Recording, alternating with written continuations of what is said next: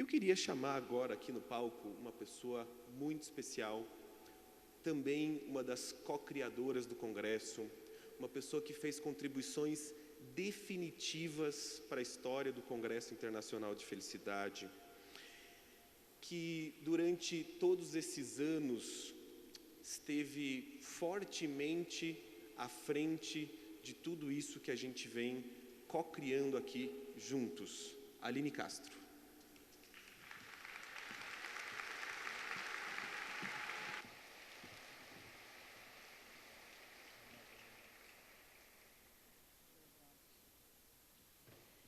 Ai, ai. Estou aqui indo e vindo desde ontem, desde 2016, para alguns aqui que me conhecem há mais tempo, desde muito antes. E ali atrás eu estava pensando, né? Nossa, que emoção que vai dar frio na barriga, vai dar dor de barriga. Eu, agora, nesse instante, estava com vontade de chorar, vontade de fugir, vontade de fazer xixi. Vontade de fazer xixi. Dá para aumentar um pouquinho, talvez, o som aqui? Como é que tá aí no fundo agora? Tá ruim? Vamos aumentar um pouquinho? Aí, como é que tá aí? Vamos ver. Que desceu o apresentador aqui de novo. Vamos lá? Agora melhorou? Tá chegando aí? Agora chegou. Beleza.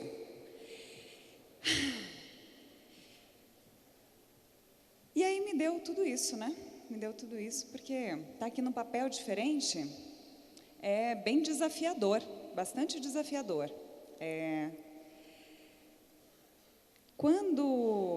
Já faz um tempo já isso, o Gustavo ele vem insistindo, já tem um tempo, já tem uns anos para eu dar uma palestra aqui no Congresso e eu achava que não cabia, porque eu já tenho vários papéis aqui, na organização, na apresentação.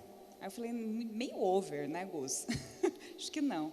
E aí, esse ano, depois de uma aula que a gente deu juntos, o Gustavo falou assim, você vai dar uma palestra esse ano. Aí, no que eu ia, né, dar, ele falou assim, não estou te convidando, eu estou te convocando.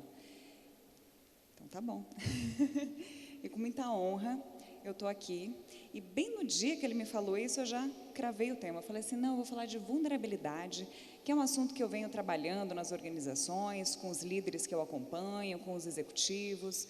É algo que eu venho estudando há bastante tempo, desde o meu mestrado em inteligência emocional. Eu levantei muitos dados, muitas questões importantes, pesquisas, enfim, é algo que está no meu radar já faz uns anos. Então, eu vou falar de vulnerabilidade, porque é algo que a gente confunde bastante, os conceitos e tal, né? Eu acho que pode ser interessante. Beleza, foi para o site, o tema da palestra. E aí foi chegando perto do Congresso. Um mês, eu não tinha escrito uma linha ainda da palestra. 2 semanas, nada, nem um slidezinho. E aí eu tive uma crise de ansiedade. Por quê? Porque eu comecei a perceber ao longo do tempo que esse evento aqui não se trata de a gente apresentar estudos, pesquisas. Se trata da gente doar um pouco da gente, um pedaço da gente, dentro do tema que a gente escolheu. Quando caiu essa ficha, eu falei, me fudi, porque eu escolhi vulnerabilidade, vou entregar um pouco da minha vulnerabilidade, eu odeio falar da minha vulnerabilidade. Adoro a máscara da mulher fodona, da forte, dou conta de tudo, não gosto que ninguém me ajude. Posso carregar sua mala, moça? Por quê? Você acha que eu não posso carregar sozinha, né? Aquela coisa assim. E aí eu vou falar da minha vulnerabilidade, comecei a sofrer muito com isso. E aí nessas 2 semanas faltando para o Congresso, eu estava sofrendo tanto com o negócio que eu falei assim, quer saber? Eu não vou falar de vulnerabilidade coisa nenhuma, vou mudar o tema e vou falar de coragem, que é algo que eu falo bem, um assunto que eu domino. Esses tempos eu dei uma palestra sobre isso, foi super bem recebida, super acolhida, tem gente que fala dela até hoje comigo, adora o tema, enfim. Falei, nossa, sei lá, posso falar das minhas coragens todas, de uma viagem de trem noturno que eu fiz sozinha da Bielorrússia para a Ucrânia, numa época de conflito, sei lá, fui pensando, daí falei, não, vou fazer diferente dessa vez. Ao invés de eu trazer essas minhas percepções daquilo que eu faço de corajoso, eu vou perguntar para as pessoas que convivem comigo ou que conviveram comigo durante algum período da minha vida, qual que na percepção delas é a coisa que eu fiz de mais corajosa na vida. E eu mandei um WhatsApp com essa pergunta: na sua percepção, qual foi a coisa mais corajosa que eu já fiz? Primeiro a responder foi o meu irmão.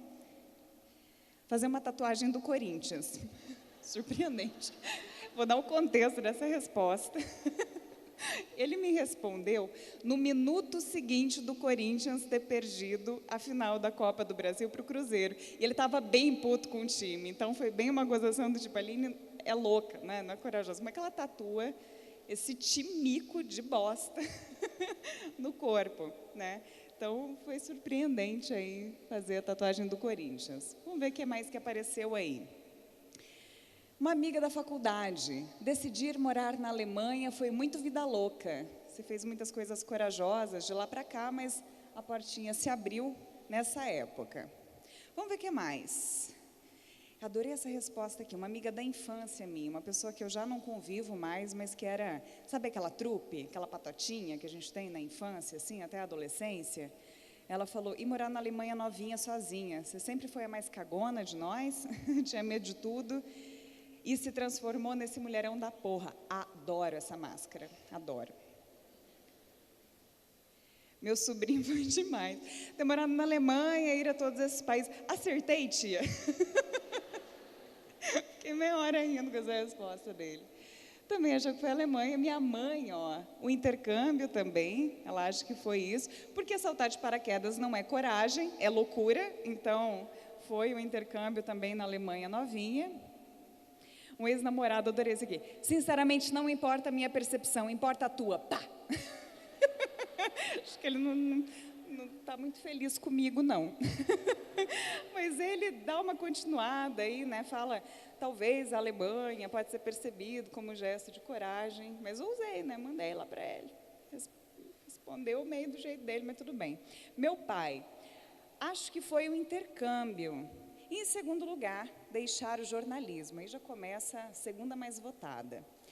Sair da zona de conforto e deixar o jornalismo, ao reconhecer que aquilo não te trazia felicidade. É uma amiga mais recente, de uns anos para cá. Minha cunhada, deixar um trabalho estável na Globo, que é uma puta emissora, sonho de várias pessoas, também acredita que é isso. Parceiro e hermano de trabalho, cadê o Sebastian? Sebastian? Não tá? Ah, tá lá, ó. A gente, inclusive, vai fazer um curso bem bacana, vocês receberam aí, Jornada da Coragem. Quem tiver dúvida, vai lá e falar com o Sebastian e com a Lu, ó. Tá lá atrás, aquele gato maravilhoso, esses dois maravilhosos. Ter tido a coragem de deixar uma empresa que fortalecia a tua imagem, a Globo, também falou nisso. Meu sócio, brother, vulgo, Gustavo Arnes, ter largado a Globo, aquela proposta milionária que sequestraria a tua agenda, propor a mudança do nome do Congresso, várias coisas, né? É bom que o Gustavo, ele dá uma massagenzinha no nosso ego, assim, de vez em quando, né? Bom isso, mas também votou na Globo aí. E para fechar, minha irmã, ter terminado os relacionamentos do jeito que você fez, virando a página sem olhar para trás. Desde os namorados até a Globo. Quando eu recebi todas essas respostas, eu achei muito interessante a percepção. Primeiro, porque ninguém citou as minhas viagens malucas, que, ao meu ver, são as coisas mais corajosas que eu faço, né? E segundo, porque isso que na percepção das pessoas são as coisas mais corajosas que eu fiz, na verdade, foram os momentos de maior vulnerabilidade da minha vida. Foram momentos em que a depressão me visitou. Foram momentos muito, muito dolorosos na minha vida. Olha que coisa, né? Que coisa. Então, voltamos para a vulnerabilidade. Hoje, eu ter deixado uma carreira no jornalismo, uma carreira que estava indo numa velocidade incrível, é visto como gesto de coragem porque, né, eu estou bem numa nova carreira, construí uma carreira de bastante sucesso, sou reconhecida hoje naquilo que eu falo. Então, assim, até pelos meus ex-colegas, isso é visto como gesto de coragem. Eu estava agora na Copa da Rússia, fui lá assistir aos jogos e tal, e aí encontrei alguns ex-colegas meus da época do jornalismo. E aí um deles chegou para mim e falou assim: nossa, cara, quando você saiu, todo mundo ficou sem entender o que aconteceu. Porque todos os diretores lá, as pessoas falavam, ela vai sentar na cadeira da Fátima Bernardes, né? Ela vai ser a nossa nova jornalista estrela, e não sei o quê, bababá. O pessoal ficava até com um pouco de ciúme e tal, você tinha acabado de chegar, já estava, né, com esse acesso todo, e de repente você saiu. Como assim? Você pediu demissão, o que aconteceu? E aí, como o jornalismo está em crise, a conclusão disso é: puta coragem tua, caramba! Queria eu também ter essa coragem de, né, construir um negócio do zero, assim, e tal. Hoje é visto como coragem. Na época, quando eu pedi demissão, eu ouvi das pessoas que eu mais amava que eu estava cometendo o maior erro da minha vida. Do meu diretor eu ouvi isso também. Ouvi algo do tipo: sabe quantas pessoas dariam um dedo para estar aqui no seu lugar? E até os amigos, assim, que se esforçavam para esboçar algum tipo de apoio, falavam com uma certa dorzinha. Sabe aquele olhar que o Jorge comentou ontem? Aquele olhar, assim? Então, mais ou menos por aí. Algo do tipo: poxa, mas é tão bacana te ver lá na TV, tem certeza? Por que você não espera mais um pouquinho? E aí, né, mulher forte, banca tudo, se vira, não sei o quê. Não, eu vou. E eu fingia que aquilo não me afetava. Mas não tinha uma noite sequer que eu não fosse para a cama, principalmente naqueles períodos, assim, porque nessa nova carreira eu investi tudo que eu tinha. Vendi meu carro, gastei todas as minhas economias, não tinha uma noite que eu não ia para a cama sem me perguntar: será que eu estou cometendo o maior erro da minha vida? Será? Será que eu fechei uma porta desse tamanho? Qualquer coisinha que acontecesse, sabe? Qualquer revés, qualquer contrato que eu não fechava, me vinha esse negócio forte, assim. Acho que eu fiz merda. Na Alemanha, mesma coisa, né? Nossa, foi novinha. Eu comecei a estudar para esse intercâmbio, eu tinha 13 anos, por aí, né, mãe? Uns 13 anos de idade. E eu, assim, vim desse lugar aqui, ó. Eu era jacu do mato. Nunca tinha viajado de avião, mas eu estudava tanto, eu tinha tanta vontade de fazer esse negócio, que eu estudava tanto, que eu sabia tudo. Eu sabia o que era connection flight, eu pesquisava como é que era até o serviço de bordo dentro do avião, assim. E me preparei, e estudei, e cheguei para a prova do intercâmbio já com 2 idiomas fluentes, além do português. Estava assim, intelectualmente eu era uma das candidatas mais novas e mais bem preparadas. Passei lá nas cabeças, assim, dessa bolsa de intercâmbio. Consegui e fui. E quando eu cheguei lá, eu percebi que eu não tinha a menor ideia do que eu estava fazendo, emocionalmente. Chegar na Alemanha sem falar o idioma, sem conhecer ninguém, eu só queria minha mãe, eu só queria voltar para casa, eu só queria voltar para casa. Tudo que eu queria era voltar para casa. Eu chorava. Nos 3 primeiros meses eu engordei 10 quilos, eu que sempre tive apelido de vareta na escola, Olivia Palito, sofria bullying porque era magra demais. De repente, eu estava ali num desequilíbrio danado emocional, e eu ficava bem quietinha. Por quê? Por que a gente não pede ajuda nos momentos em que essas coisas elas estão acontecendo? Alguém aqui se arrisca a dizer por que a gente não vai conversar com as pessoas nesses momentos que a gente está se sentindo muito vulnerável? Alguém tem ideia? Medo do quê? Medo da rejeição, eu te avisei. Medo do julgamento.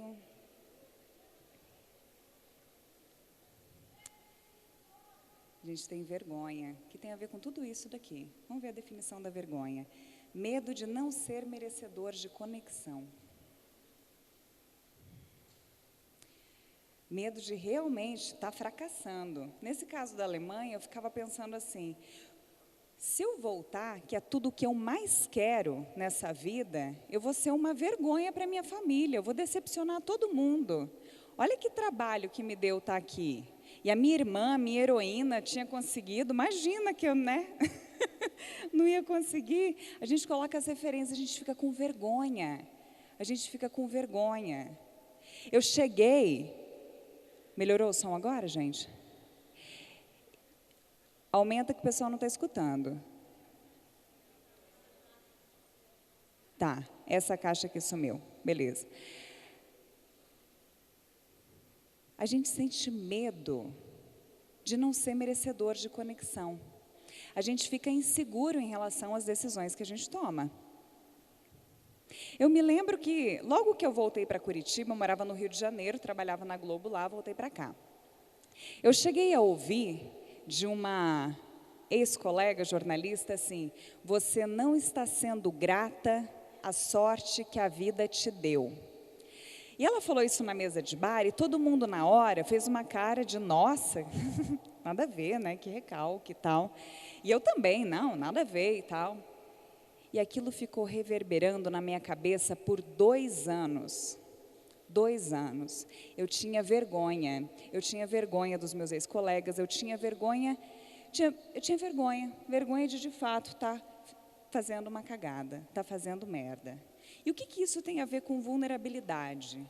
A vulnerabilidade é enfrentar a incerteza, a exposição e os riscos emocionais sabendo que sou bastante. Nossa, Aline, mas isso tem muito mais a ver com coragem do que com vergonha, não é verdade? Essa definição de vulnerabilidade aí tem muito a ver com coragem, vocês concordam? Concordam? A grande questão é isso aqui, ó. Será que eu sou bastante? Quem aqui já teve esse questionamento alguma vez na vida? Será que eu sou bastante para isso? Levanta a mão, qualquer coisa, qualquer área da vida. Tem uma pesquisadora que eu gosto muito que ela diz o seguinte, todos nós sentimos vergonha de alguma coisa. Quem não sente vergonha tem alguma distorção da empatia. O que é uma distorção da empatia? Uma psicopatia, é uma sociopatia, então, assim, é melhor ter vergonha, né, nesse caso. E aí, eu gostaria de mostrar algo bem interessante, que eu venho trabalhando há alguns anos já, que tem bastante a ver com tudo que a gente viu até agora no Congresso. A gente nasce divino, como disse o Jorge ontem, a gente nasce a nossa essência. Então, a gente vem para esse mundo como? Aberto, espontâneo, brincando, todo de peito aberto, não é? Todo vulnerável. E aí, o que acontece? O que acontece? A gente nasce divino,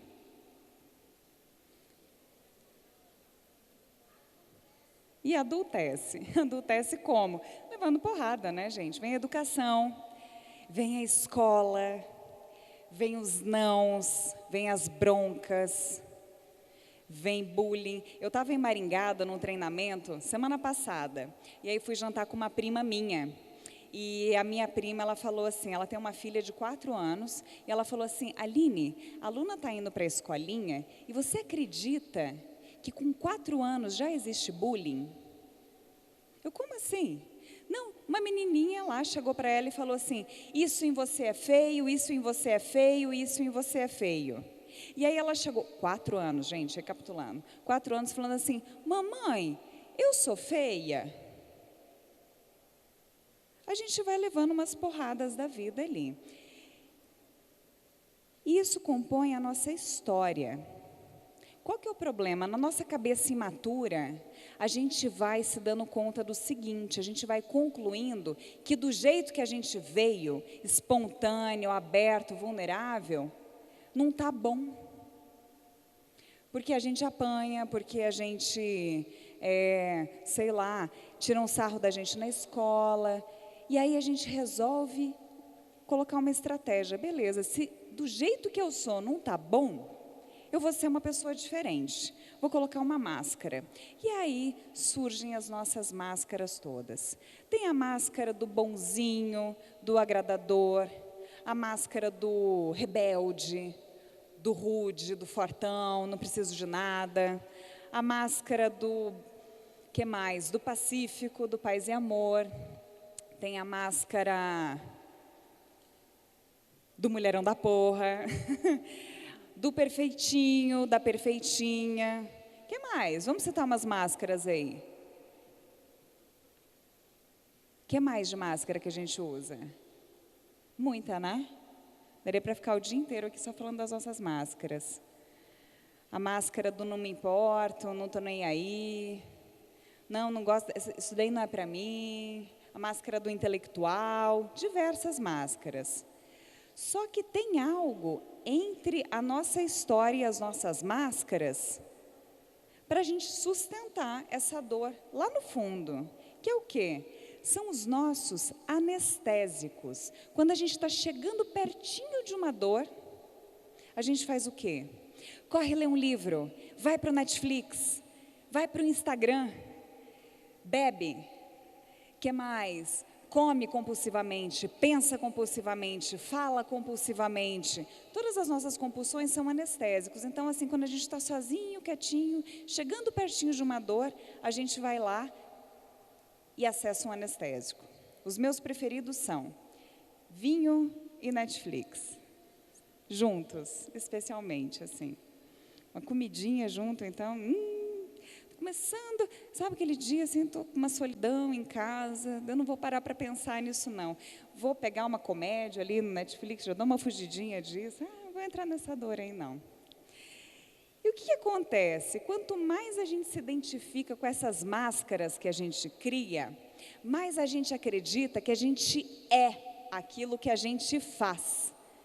Mais a gente acredita que a gente é aquilo que a gente cria, o quanto a gente ganha, como a gente se aparenta.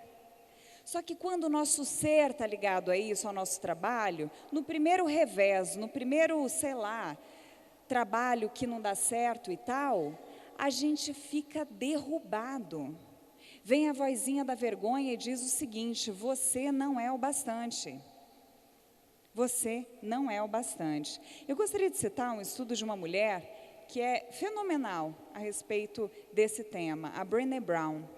Ela estuda há 17 anos esse tema da vergonha. E aí, ela chegou a uma conclusão bem interessante, que a vergonha, ela se apresenta da mesma maneira para todos os seres humanos. A sensação da vergonha é igualzinha. Sensação físico-química, aquele amargor, aquela coisa assim. Só que ela está muito separada por gênero. Homens e mulheres sentem a vergonha por motivos diferentes. Em 12 anos entrevistando pessoas, ela já está há 17 nesse estudo, 12 anos entrevistando pessoas das mais variadas formações, dos mais variados lugares, ela chegou a dois temas não, tem uma lista. Eu selecionei 2 temas principais aqui de cada um dos gêneros, que são os mais citados. O primeiro, para as mulheres, é a aparência. Vergonha de não nos sentirmos magras, jovens ou bonitas o bastante. Faz sentido isso, meninas? Esse tema ficou bastante forte para mim. Estou na dúvida ainda se eu exponho esse tipo de coisa. Ficou bastante forte para mim, recentemente, no último relacionamento que eu tive. Um último relacionamento que eu tive, que a ex-namorada do cara, a namorada dele antes de mim, ela foi Miss Brasil. Mulherada, vocês têm ideia de como que é tirar a roupa na frente do cara, assim? Aí você olha no espelho e fala, meu Deus do céu! Falta isso, falta aquilo, sobra isso, sobra aquilo. Eu dei uma pirada, uma surtada. Coitada da minha mãe, eu ficava assim, não põe óleo na comida. ficava nervosa. Alguém me dava chocolate de presente, filho da puta, não posso comer isso, vou engordar. Me deu uma nóia, uma paranoia. E daí as pessoas falavam, mas você é magra, mas eu não me vi assim. Eu fiquei, deu uma surtada. E eu sentia vergonha de ter vergonha disso. Olha, estão percebendo a loucura? Sentia a maior vergonha de ter vergonha disso. Aí, esses tempos, eu zapeando nas redes sociais, eu vi uma série de stories da Bruna Marquezine. Mulherão, né? Porra, mulherão. E aí, a Bruna, ela pegou e jogou... Alguém viu esses stories dela? Chama empatia. Chocante, né? Aí, ela pega e joga uns comentários. Estão reclamando agora que ela está magra demais. Ai, porque o homem gosta de carne. Ai, que magra. Deve estar anoréxica. E não sei o quê. Ela jogou alguns comentários assim. E ela falando, gente... Vocês acham que esses comentários não afetam? Mas eles afetam sim. Hoje estão falando que eu estou magra demais, mas no ano passado estavam falando que eu estava gorda demais, bochechuda demais. E eu fingi que não entrou, mas eu acreditei naquilo. E eu, durante um período, eu tive um transtorno alimentar, ela diz. Ela fala que durante 3 meses tomava laxante todos os dias. Todos os dias, que ela odiava o corpo dela. Gente, aquela mulher odiando o corpo dela. Nesse momento, eu até fiquei um pouco mais tranquila, assim, eu falei, gente, não sou a única louca nesse mundo. Ok, Aline, mas a Bruna Marquezine, ela trabalha com aparência, ela trabalha com a imagem dela. Eu acompanho executivos e executivas no meu trabalho. Infelizmente, ainda muito menos mulheres do que eu gostaria de ver em funções de alta gestão, em presidência de organização, em diretorias, enfim, mas tenho a sorte de trabalhar com algumas delas. Conforme a gente vai avançando no processo, a grande questão acaba parando aqui também, parando na questão da aparência. Aline, olha só, esse ano, a empresa teve uma crise. Eu tive que aprovar a demissão de 200 funcionários. Eu fiquei arrasada com isso. Mas eu não podia, né, transparecer nada disso. Mas fato é que eu venho sofrendo tanta ansiedade e eu engordei 13 quilos ao longo desse ano. E aí eu comecei a colocar uma pira na minha cabeça do tipo, mas se eu não consigo controlar nem minha alimentação, o que as pessoas vão achar de mim? Se eu não sou capaz nem disso, como é que eu vou dar resultado para a empresa? Ou seja, isso é uma aflição para a grande maioria das mulheres. Faz sentido isso, mulheres? Faz sentido? Segunda maior vergonha feminina, maternidade. Então, a mulher, ela sente vergonha se ela não tem filho. Descobri uma resposta que ajuda nisso. Quando me perguntam assim, Aline, você tem filhos? E eu respondia, não. Aí me veio uma outra pergunta, ou uma carinha assim, ou então assim, mas você não vai ter, não sei o que, daí o papo não tem fim. Aí se você responde assim, ó, ainda não, aí as pessoas ficam super felizes, ficam super tranquilas. Então, uma dica aí. Aí a mulher casa, e ainda na festa de casamento, já começa a cobrança, né?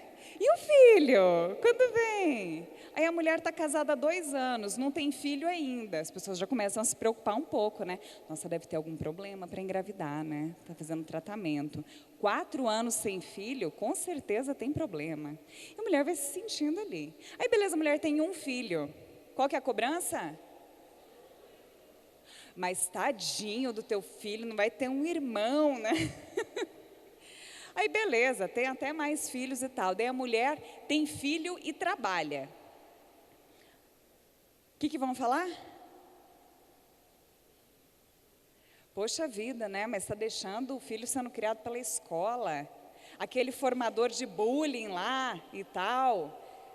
Não dá atenção. Chega cansada do trabalho, não brinca com o teu filho. Não é assim? Beleza, então a mulher não trabalha e tem filhos. Poxa, mas que exemplo de empoderamento feminino que você está dando para o teu filho? Não trabalha? Que exemplo que você está dando para a tua filha? Vocês estão vendo, mulheres, que não tem jeito que a vergonha não venha? Agora, o mais importante é a gente se dar conta que essa voz é a gente falando para a gente. Pode ser que não tenha ninguém falando isso, pode ser que tenha. Mas o que faz a gente se incomodar com isso é a nossa própria vergonha de estar fazendo algo errado, de não ser uma boa mãe o bastante, de não ser paciente o bastante, de não brincar o bastante, de não ser isso, de não ser aquilo o bastante. Ok? Vamos ver nos meninos aí, os homens, o que pega. Desempenho, jamais ser visto como fraco ou medroso. Faz sentido isso, meninos? Eu fui ver o meu pai chorar pela primeira vez, eu já era velha. Homem não chora, né? Não demonstra esse tipo de coisa. Homem é. Tem um caso bem interessante de um cara que ele foi demitido da empresa onde ele trabalhava. E ele todas as manhãs acordava no mesmo horário, saía de casa e só voltava no horário que ele costumava voltar. 6 meses. 6 meses. E aí, quando perguntado assim, mas escuta, por que você não contou isso para sua mulher? Será que ela não percebeu nada? Ele só contou depois, né, de ter arrumado um novo emprego. Aí ele falou por 2 motivos. Primeiro, porque eu senti uma vergonha absurda de ter fracassado. Olha lá de novo, né? O ser e o fazer. A pessoa se identifica com o trabalho, perdeu o trabalho, eu sou um bosta de um ser humano. Basicamente é isso que acontece na identificação com as máscaras. E segundo, porque a minha mulher, e aí mulherada, fica uma dica para a gente. A minha mulher não saberia como lidar com a minha dor. Ela não saberia o que fazer. E às vezes a gente não sabe mesmo o que fazer quando um homem desaba na nossa frente. Quando um homem se mostra vulnerável na nossa frente. Então faz parte do nosso trabalho também acolher essa vulnerabilidade masculina. Segunda vergonha masculina, vergonha da sensibilidade. Vergonha de dons artísticos, de sentir empatia, de demonstrar emoções. Aqui a gente tem homens que estão desenvolvendo isso de uma forma linda. Mas é um desafio, porque todos nós aqui, tanto os homens quanto as mulheres aqui presentes, muito provavelmente nós tivemos uma educação machista. Então tem coisa que é de menino, tem coisa que é de menina. Dançar, pintar, bordar, são coisas, né, mais relacionadas às meninas na nossa educação. Sempre eu estava na esteticista e aí estava fazendo um procedimento lá, entra a filhinha dela, que morava do lado, estava lá no interior. E aí entra a filhinha dela e fala assim, mamãe, quem que vai fazer minha maquiagem da festa junina? É você ou o papai? Aí eu achei interessante, falou, é o teu pai que vai fazer. Isso era fim de semana. E aí eu falei assim, nossa, teu marido faz maquiagem, né? Não. Fui puxando ele conversa. Falou assim, menina, ele faz um delineado perfeito. Quando eu tenho casamento e tal, quem faz a minha maquiagem é ele arrasa. Ele faz maquiagem nas meninas, pinta a unha, ele é ótimo nisso, ele é artista. Mas, nossa, Deus o livre, ninguém pode ficar sabendo disso, porque ele é mestre de obras. Imagina se lá na obra ficam sabendo que ele faz um delineado perfeito, o que vão achar dele? Ninguém mais vai respeitar a ordem dele nenhuma, né? Acabou para ele.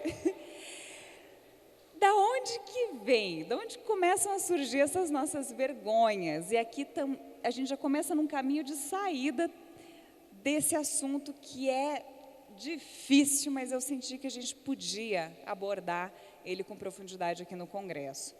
Dos feedbacks que a gente recebe lá na infância e ao longo da nossa vida. A gente tem que tomar muito cuidado com isso. A Alexandra tocou em algumas questões dessas ontem.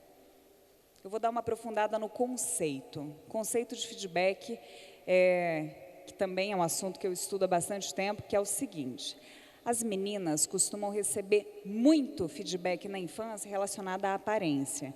Quando você vê a filha de um amigo seu na tua frente, o que você costuma... Primeira coisa que vem à cabeça... Ai, que linda, que princesa, nossa, que vestido lindo, que cabelo lindo, que laço lindo, não é? A gente fala muito da aparência. E aí o que acontece? O feedback, a gente está ali bem imaturo ainda.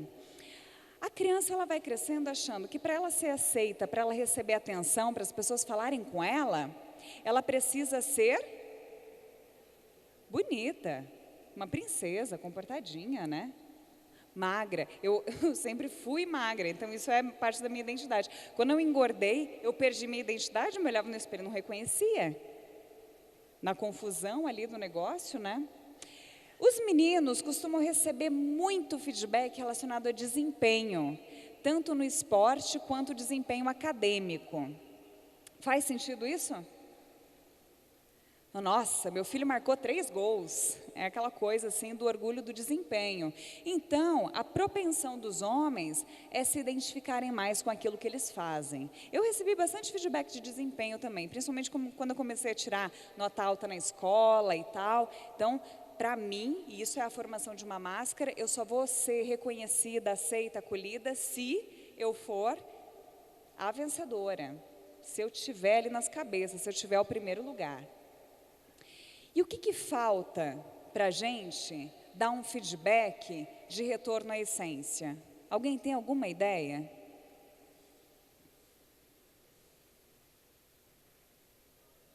Difícil, né?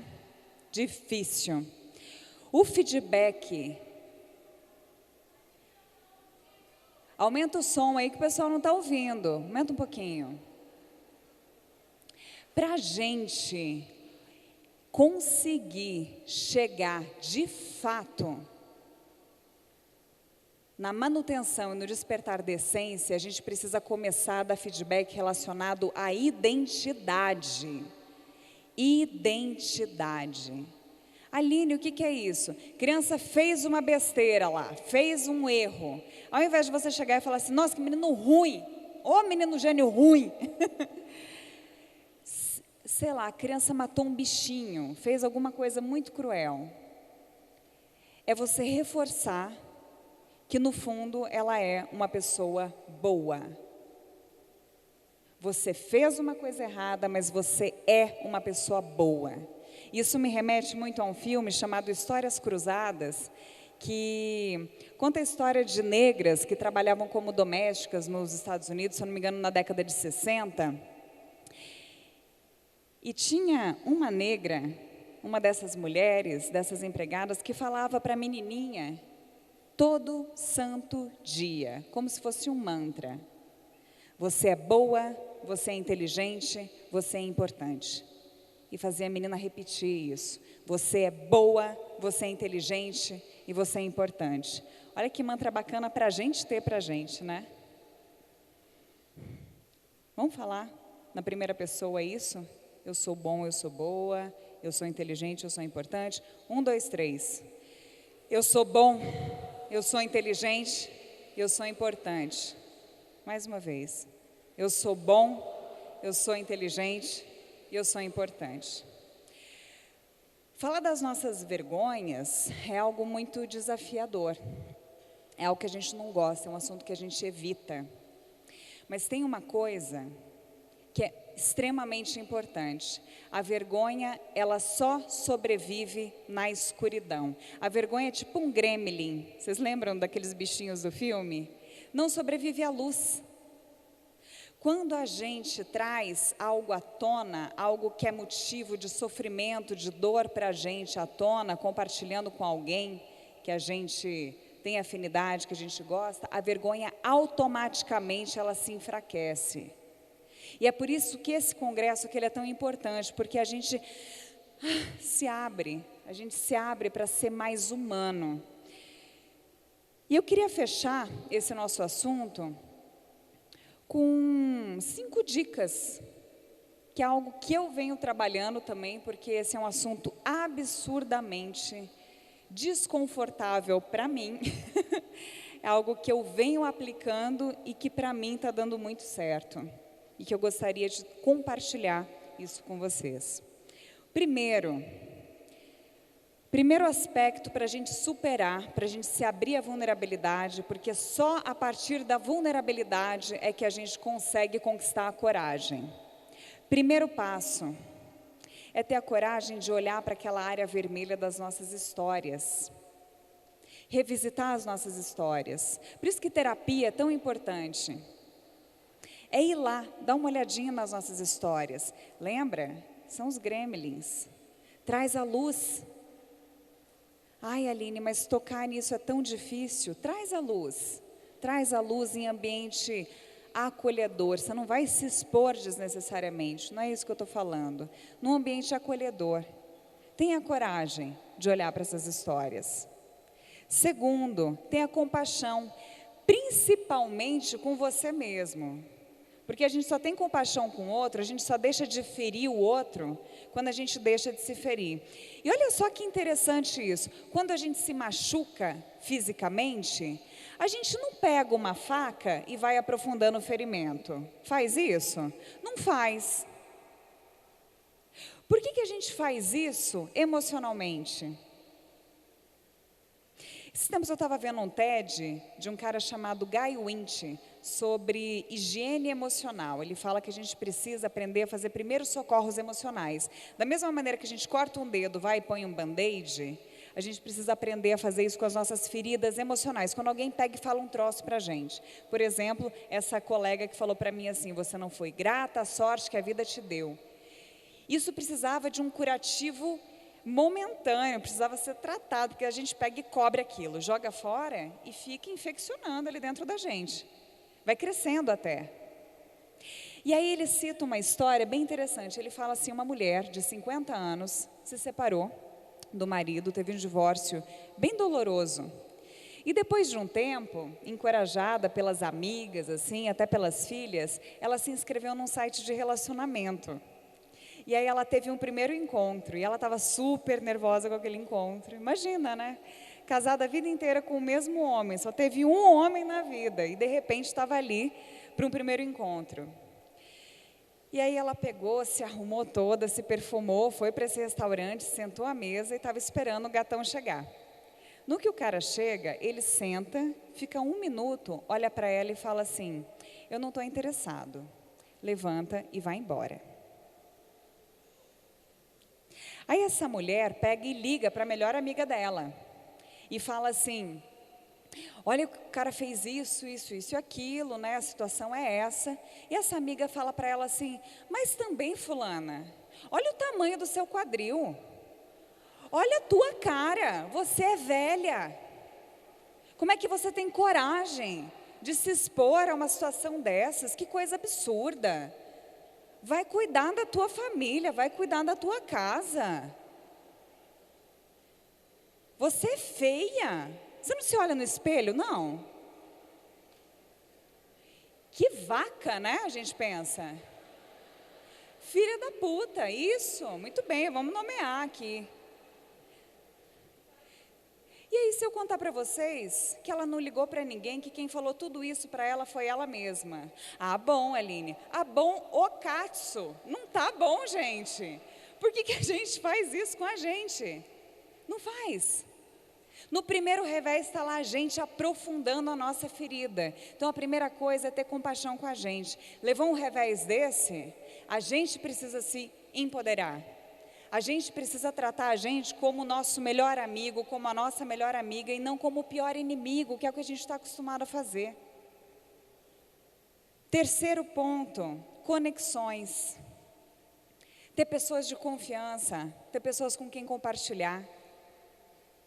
Se conectar verdadeiramente, colaborar. Vocês viram aqui com a Michelle, que coisa linda que a gente cria. O quanto a gente, ao se fragilizar, não é? Se vulnerabilizar, o quanto a gente é acolhido.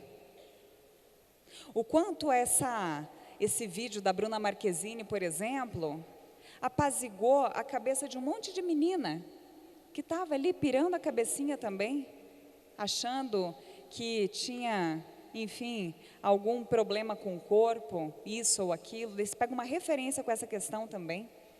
Quando a gente compartilha, a gente enfraquece. O antídoto da vergonha é a empatia. A coisa que a gente mais quer ouvir quando está com vergonha de algo é alguém dizer, eu também. Quarto ponto, hábitos. Dá uma vigiada aí nos seus hábitos. O que será que você anda fazendo? O que será que você anda fazendo? Será que você está, ao invés de ir para a academia, você fica lá no Instagram vendo a super influencer do momento, fitness, malhando, e você se sentindo mal com isso? Será que você não está vendo muito noticiário, muita coisa pesada, e isso vai te deixando para baixo? Que hábitos que você está nutrindo para fortalecer a tua compaixão? E por último, gratidão. Gratidão. Nutrir a gratidão. Gratidão é uma coisa que a gente fala bastante aqui no Congresso, mas nas pequenas coisinhas assim, sabe? Gratidão pelo café que você toma de manhã. Sabe, você pegar o café assim, cheirar aquele café, ser um com o café naquele momento, entrar numa comunhão com ele. Ah, Eline, com vontade de tomar um cafezinho agora, eu também. Pegar o café e estar presente ali naquele café. Ser capaz de agradecer por estar aqui. Agradecer pela pessoa que está sentada do seu lado. Quando vier essa vozinha da vergonha, é falar assim, pelo menos eu tentei. E para fechar, tem uma metáfora que diz sobre o homem na arena. O homem que ele vai para o meio da arena, ele se expõe, ele está vulnerável. E ele pode ganhar ou ele pode perder. As pessoas ao redor podem apontar o dedo e julgar até. Mas só o homem que está no meio da arena é capaz de dizer que de fato viveu. E com esse último mote da gratidão, eu quero agradecer vocês por terem segurado nesses minutos de fala carinhosamente o meu coração em algo que é tão difícil para mim. Obrigada.